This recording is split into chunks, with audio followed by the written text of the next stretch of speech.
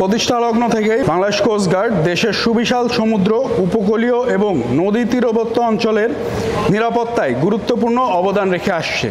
পাশাপাশি বাংলাদেশের মৎস্য সম্পদ রক্ষায় জাটকা নিধন প্রতিরোধ, মা ইলিশ সংরক্ষণ এবং সমুদ্রে মাছ ধরায় নিষেধাজ্ঞা চলাকালীন কঠোর নজরদারি এবং প্রতিনিয়ত কোস্টগার্ডের অভিযান অব্যাহত রয়েছে। ইলিশ মাছের প্রজনন মৌসুম উপলক্ষে মা ইলিশ রক্ষার্থে ইলিশের প্রজনন ক্ষেত্র সংরক্ষণের উদ্দেশ্যে মৎস্য সুরক্ষা এবং সংরক্ষণ আইন 1950 মোতাবেক 4 অক্টোবর থেকে 25 অক্টোবর 2025 তারিখ পর্যন্ত সর্বমোট 22 দিন ইলিশের প্রধান প্রজনন মৌসুমে সারা দেশে ইলিশের আহরণ, পরিবহন, মজুদ, বাজারজাতকরণ এবং ক্রয় বিক্রয় সম্পূর্ণরূপে নিষিদ্ধ থাকবে। এ উপলক্ষে মা ইলিশ সংরক্ষণ কার্যক্রম সফলভাবে বাস্তবায়নের লক্ষ্যে সর্বরকম ব্যবস্থা গ্রহণ করেছে কোস্টগার্ড পূর্বজন।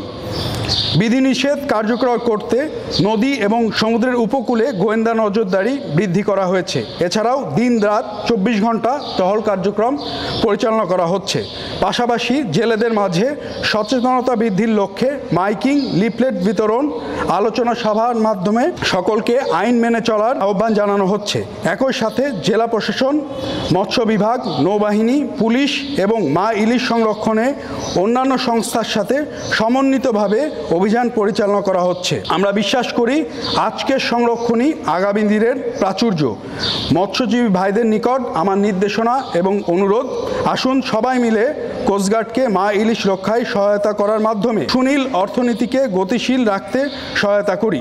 এছাড়াও উপকূল ও সমুদ্রে যে কোনো প্রয়োজনে জরুরি সেবা নাম্বার 16111-এ কল করলে অতি দ্রুত সহায়তা প্রদানের মাধ্যমে সর্বদা প্রস্তুত রয়েছে কোস্টগার্ড।